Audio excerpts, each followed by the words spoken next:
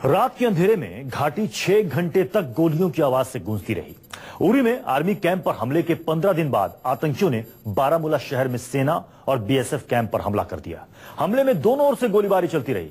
आतंकियों से लड़ते हुए बीएसएफ का एक जवान शहीद हो गया, जबकि एक बुरी तरह से घायल हो गया। आतंकी कैंप के अंदर दाखिल नहीं हो पाए। अपने मंसूबों में कामयाब ना होने के बाद आतंकी वहां से भाग गए। कैसे हुआ यह हमला और कैसे रात भर कश्मीर से दिल्ली तक एक्शन नजर आया, इस रिपोर्ट में देखिए।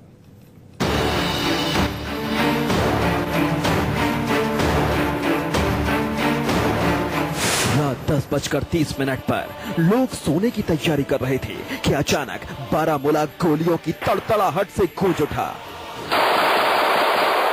आतंकियों ने 46 राष्ट्रीय राइफल्स के कैंप पर हमला कर दिया और कैंप के अंदर घुसने की कोशिश की, लेकिन वो कामयाब नहीं हो पाए। मुस्तैद जवानों के साथ आतंकियों की मुठभेड़ शुरू हुई।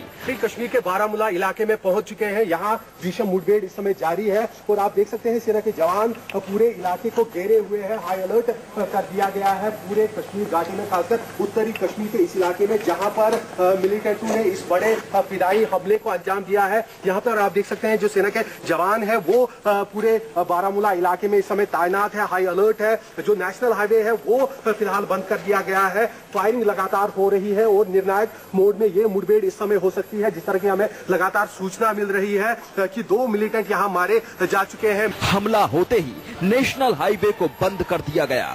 सेना ने पूरे इलाके को घेर लिया।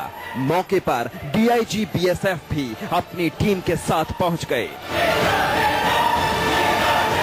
रात 1 बजे ऑपरेशन यहाँ पर लगातार चल रहा है बारामूला में और आप देख सकते हैं जो फोर्सेस है वो और अलर्ट हो गए हैं और जो बीएसएफ के डीआईजी है वो खुद यहाँ पर पहुंच चुके हैं। वो मॉनिटर कर रहे हैं पूरे ऑपरेशन को। जो बीएसएफ पर मिलिटेंटों ने अटैक किया था, एक फिदाई बताया जा रहा था जिन्होंने बीएसएफ कैंप के अंदर जाने की कोशिश की, लेकिन जो संतरी थे वो अलर्ट थे और उनकी मुठभेड़ काफी समय तक यहाँ होती रही और अभी भी ऑपरेशन आप देख रहे हैं लगातार जारी है। जो यहाँ बीएसएफ के आला अधिकारी है वो पहुंच चुके हैं, डीआईजी पहुंच चुके हैं, दूसरे अधिकारी पहुंच रहे हैं और लगातार इलाके में ऑपरेशन जारी है। पूरे इलाके को इसी प्रकार से घेर लिया गया है। बुलेट प्रूफ गाड़ियां बुला ली गई है जो पूरे इलाके में गश्त लगा रही है। जिस जगह पर हमला हुआ वहां राष्ट्रीय राइफल्स और बीएसएफ दोनों के कैंप हैं। पास में ही पाकिस्तान से आने वाली झेलम बहती है।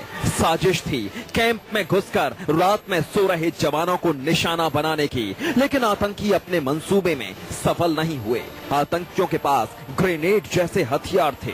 ग्रेनेड से उन्होंने हमला करके कैंप में घुसने की कोशिश की, लेकिन गेट पर खड़े संतरी ने आतंकियों का रास्ता रोक लिया।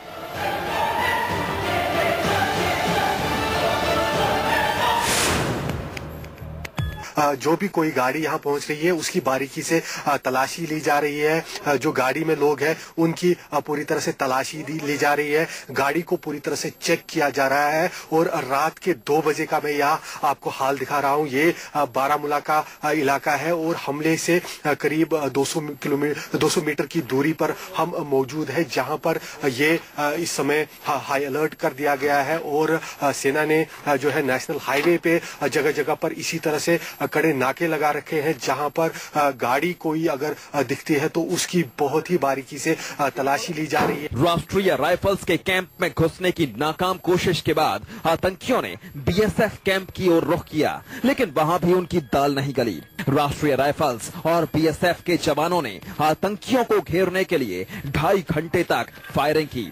पूरे इलाके की नाकाबंदी के बाद आतंकियों की तलाशी का अभियान शुरू हुआ।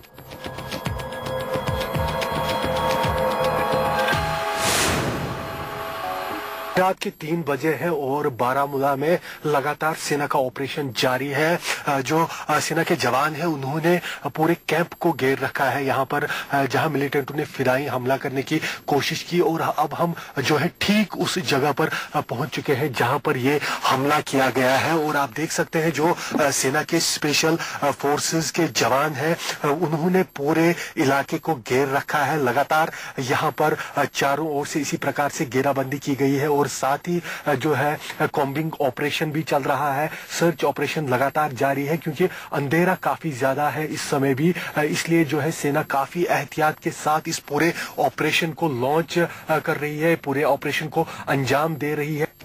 रात 3 बजे के बाद फायरिंग रोक दी गई। गाड़ियों और झाड़ियों की तलाशी शुरू हुई, लेकिन घुप अंधेरा होने की वजह से सर्च ऑपरेशन में दिक्कत आ रही थी। लेकिन जवान लगातार आतंकियों की तलाश में जुटे रहे। सुबह होते ही सर्च ऑपरेशन में और तेजी लाई गई।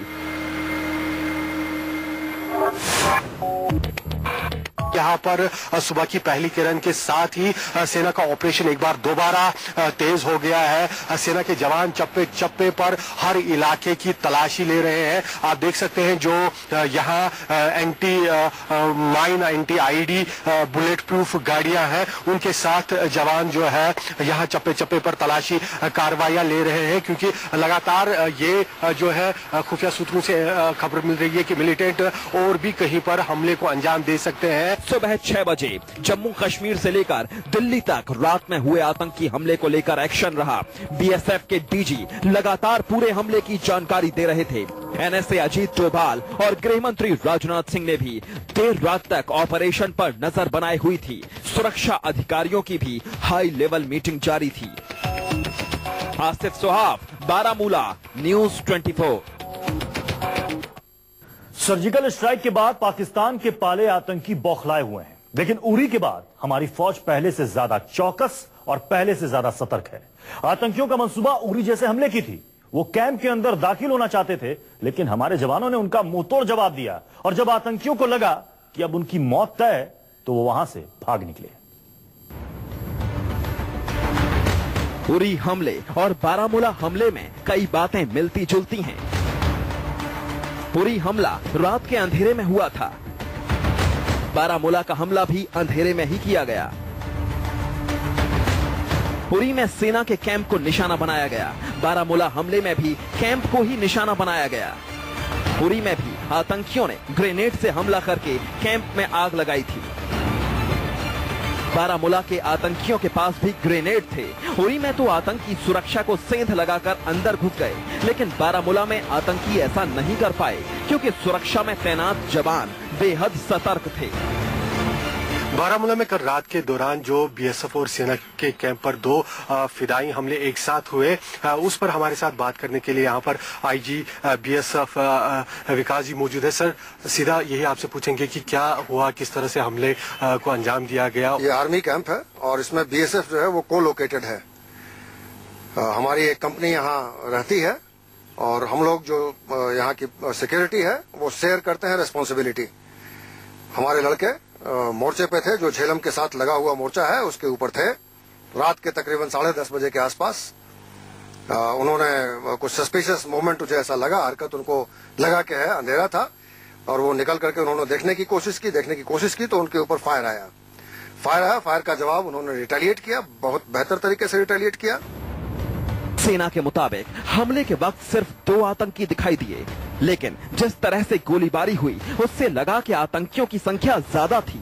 सेना का कहना है कि रात 10:30 बजे जवानों को अंधेरे में हल्की सी हरकत नजर आई। जैसे ही कैंप में मौजूद जवान एक्शन में आए, आतंकियों ने हमला बोल दिया, जिससे लड़ते हुए हमारा एक जवान घायल हो गया। यदि आमने सामने की फाइट रही है जो आप बता रहे हैं, कितने मिलिटेंट थे? क्योंकि ये सुनने में आ रहा है कि 4 से 6 की संख्या होती थी और सभी फिदाइन, जैसा आप भी बोल रहे हैं कि वो अंदर आने की कोशिश कर रहे थे, तो अलर्ट जो यहाँ पर था, तो उस वजह से एक बड़े हमले को टाला गया। जी हाँ, एक बहुत बड़े हमले को टाला गया। उनको कैंपस में घुसने नहीं दिया गया। जो लड़कों ने हमारे देखा है, जिनसे हमारी बातचीत हुई है रात के समय, जो उनका कहना है कि उन्होंने 2 मिलिटेंट्स को देखा है। एजम्पशन किया जा सकता है कि 2 उनके साथ और हो सकते हैं, बट वो एजम्पशन है। 2 मिलिटेंट के जो पुष्टि है वो हमारे लड़कों ने किया है। क्या मिलिटेंट सर मारे जा चुके हैं? मिलिटेंट कहाँ पे है, उस बारे में क्या जानकारी दे पाएंगे? डेड बॉडी कोई मिली नहीं है और ये हम नहीं कह सकते कि मिलिटेंट मारे गए हैं, बट ये जरूर मतलब कह सकते हैं चूंकि in absence of the dead body escape कर गए हैं। आतंकी हथियारों से लैस थे, उनके पास से तार कटर मिला है, साथ में जीपीएस मिलने की भी बात सामने आ रही है। सर से केवल जानना चाहूंगा, कुछ ऐसे सुनने में आ रहा है कुछ जीपीएस और जो फेंस कटर है वो मिले हैं? जी हाँ, एक जो आप कह रहे हैं बिल्कुल सही कह रहे हैं, एक जीपीएस मिला है। एक कंपास भी मिला है, फेंस कटर भी मिला है। सो ये 3 चीजें जो है। तो जैश के मिलिटेंट हो सकते हैं या लश्कर के सर?